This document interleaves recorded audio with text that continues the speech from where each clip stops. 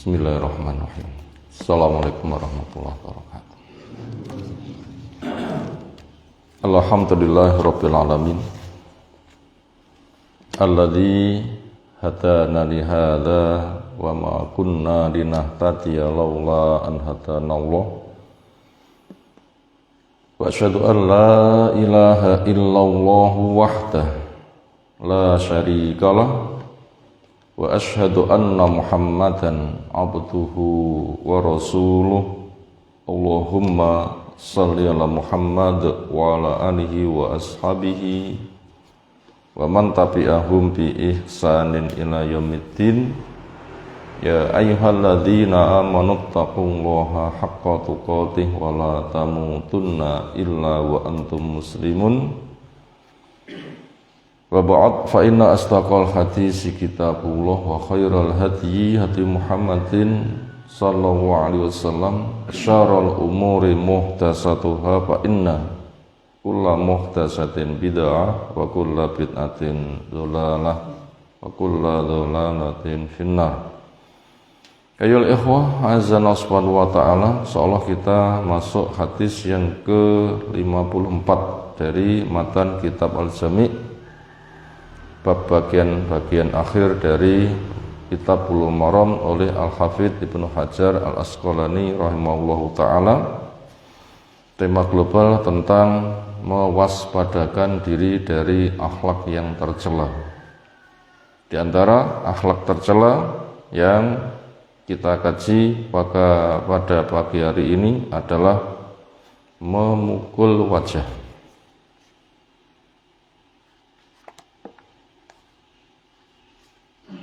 An Abi Hurairah Abdurrahman ibn Sakhar Ad-Dawsi radhiyallahu anhu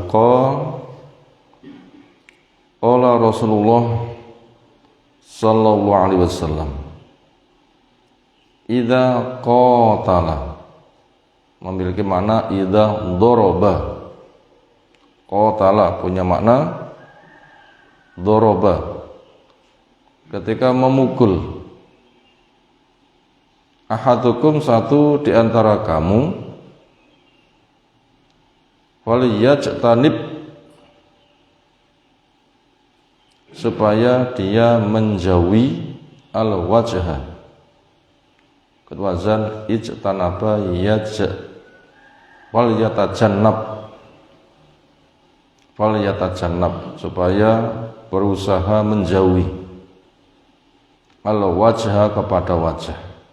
Muttafaq alaih, sepakat di atasnya oleh Imam Bukhari, oleh Imam Muslim. Semoga Allah Ta'ala merahmati pada keduanya, menjaga kita semuanya. Pelajaran yang bisa kita ambil dari hadis di atas pertama, Allah mensifati dirinya dengan wajah.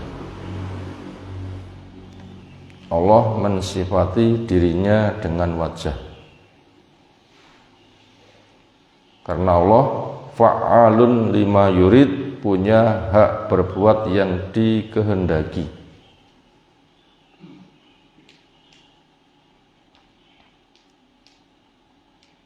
Di antara keterangan tentang hal itu berkaitan masalah orang hendak beramal, diniatkan untuk apa?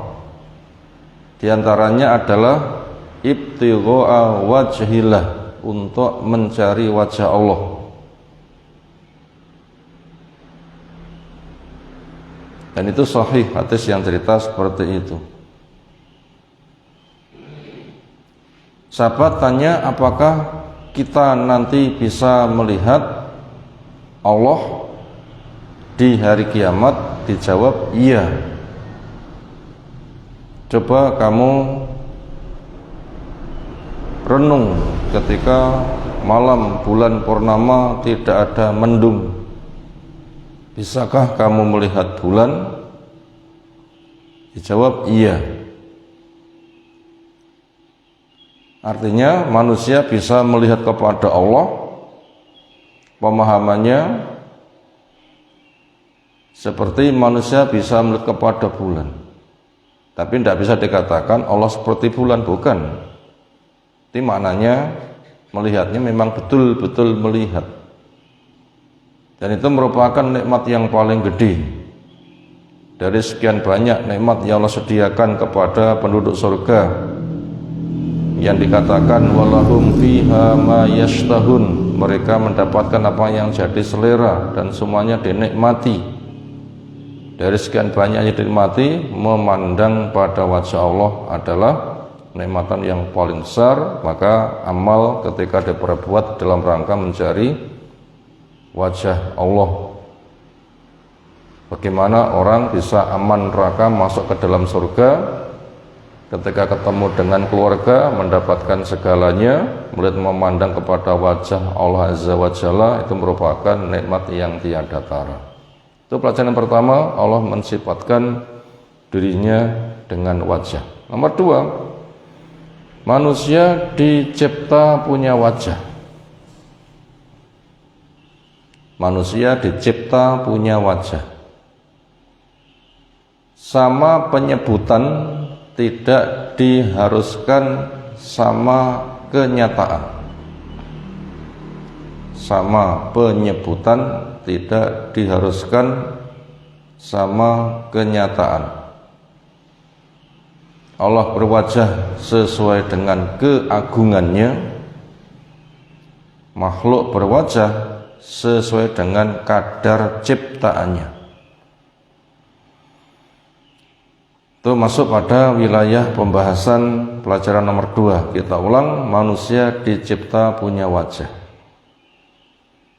Sama penyebutan, tidak diharuskan sama kenyataan. Allah berwajah sesuai dengan keagungannya, makhluk berwajah sesuai dengan kadar ciptaannya. Yang jelas, laisa kamitslihi syai'un wa huwas samiul basir.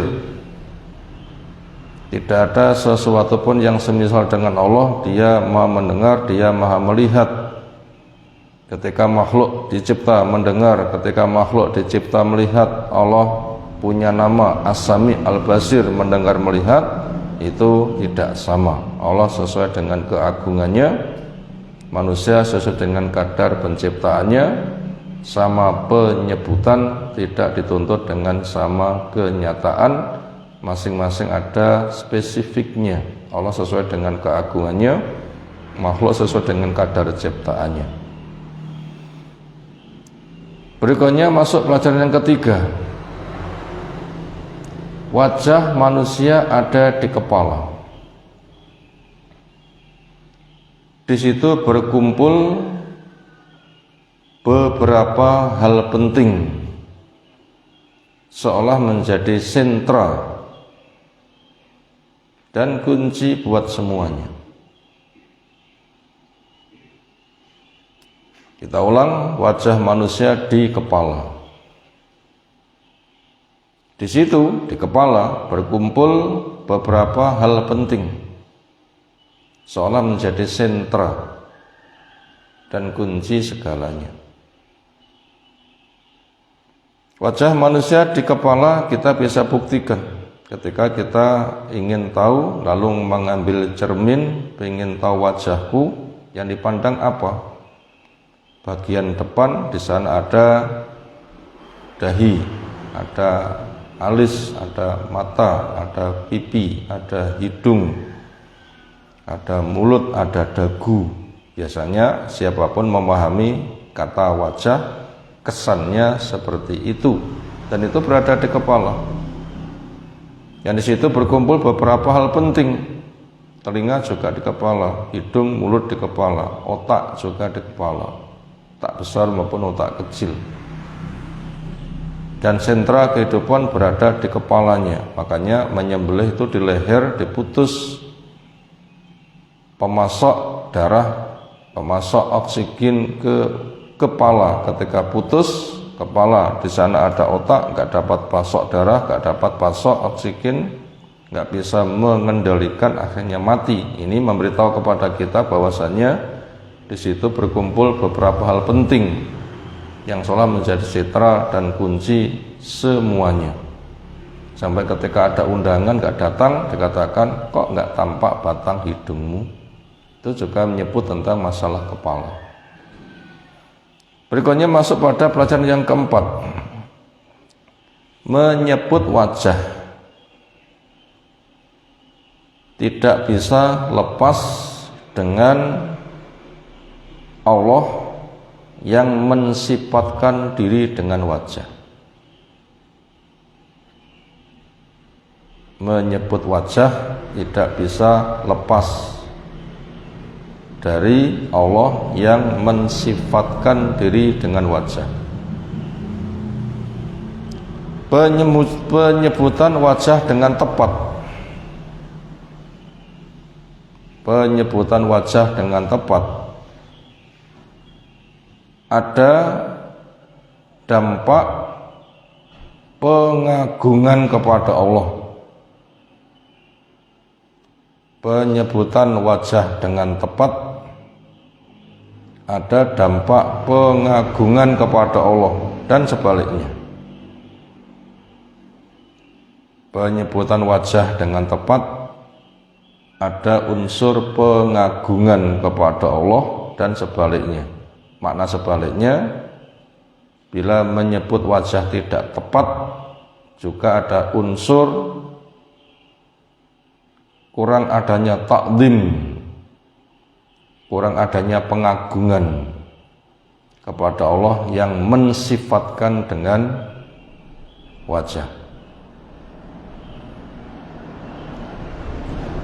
Manusia dicipta punya wajah. Allah mensifatkan diri dengan wajah. Hadis menceritakan Allah mencipta Adam di atas bentuknya berwajah. Artinya Allah mensifatkan diri dengan wajah, Adam dicipta punya wajah. Walaupun wajah Allah dan wajah Nabi Adam tidak sama, tapi sama-sama penyebutan ada wajah, tapi nggak dituntut harus sama. Nah, karena permasalahannya Allah mensifatkan diri dengan wajah, Allah mencipta makhluk dengan wajah. Ketika disebut kata wajah, ini pun juga akan bersinggungan dengan Allah. Makanya siapa yang menggunakan kata wajah penyebutannya tepat, di situ ada unsur pengagungan kepada Allah. Demikian juga sebaliknya, siapa yang tidak menyebut dengan tepat juga ada potensi kurang adanya takdim kepada Allah Subhanahu wa taala. Dan rasa ini diungkapkan oleh fitrah. Di antaranya kondisi akhir zaman, kejahatan merajalela sampai zina sedemikian rupa, pengantar-pengantarnya luar biasa, sehingga marak dengan diistilahkan adanya pornografi. Ada seorang perempuan betul-betul jaga diri, menutup aurat. Salah satu sisi begitu, sisi yang lain di media penampilan masyarakat bukan aurat, tabarruj. Perempuan yang jaga diri menutup auratnya, rasanya gimana ketika melihat lingkungan yang porno? Walaupun dia tidak buka-buka aurat, cuma lingkungannya gitu banyak yang porno. Udah bahasa gampangnya. Apa perasaan si perempuan yang jaga diri tadi? Dia itu betul-betul merasa tertekan dan dihinakan. Walaupun yang tampak bukan aurat dia, tapi aurat orang yang jalan. Tapi dia merasa malu. Itu merasa malu. Seolah yang tampak itu aurat dia, padahal itu bukan. Nah begitu. Itu fitrah yang ada seperti itu. Makanya berkaitan dengan wajah juga senada dengan itu. Allah mensifatkan diri dengan wajah, makhluk dicipta punya wajah, yang bentuk nyata gimananya tidak bisa disamakan. Makanya siapa yang menyebut kata wajah dengan tepat, ada adab maka itu ada unsur pengagungan kepada Allah, karena Allah pun juga mensifatkan diri dengan wajah. Ketika menghargai dengan baik berarti dia pun juga akan menghargai kepada Allah. Tapi siapa yang menyebutkan kata wajah tidak tepat, juga ada unsur nggak adanya pengagungan kepada Allah. Artinya apa? Artinya ketika kita menyebut kata wajah, maka gunakan dengan bahasa yang tepat. Berikutnya pelajaran yang kelima, adanya syariat pemukulan. Tentunya dengan adabnya, maka jauhilah memukul pada wajah. Adanya syariat pemukulan, tentunya dengan adabnya, maka jauhilah memukul wajah.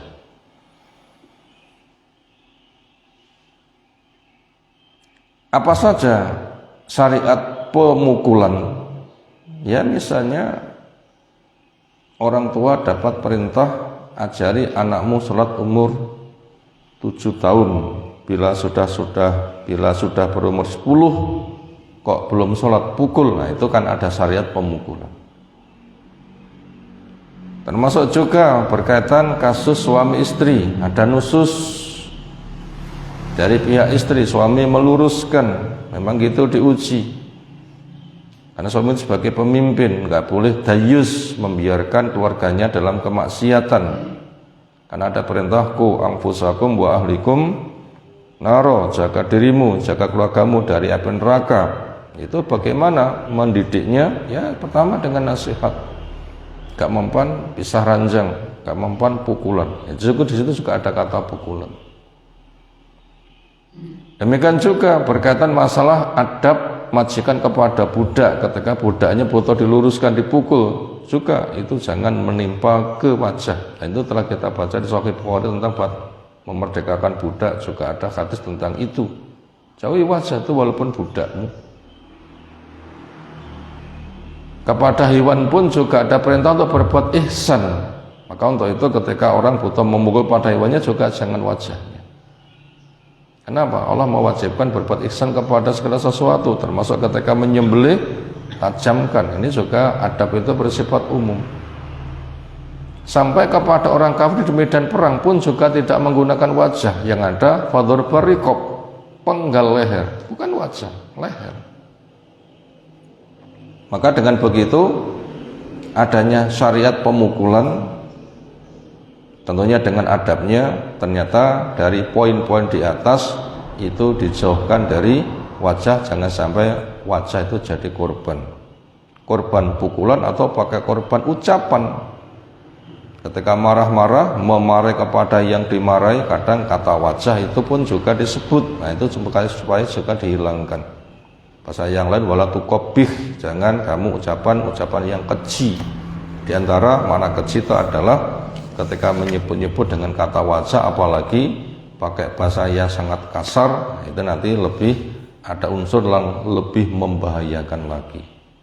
Demikian beberapa pelajaran yang telah kita sampaikan. Hadis yang lain insyaallah kita kaji menyusul. Subhanakallahumma bihamdika asyhadu an la ilaha illa anta astaghfiruka wa atubu ilaik. Assalamualaikum warahmatullahi wabarakatuh.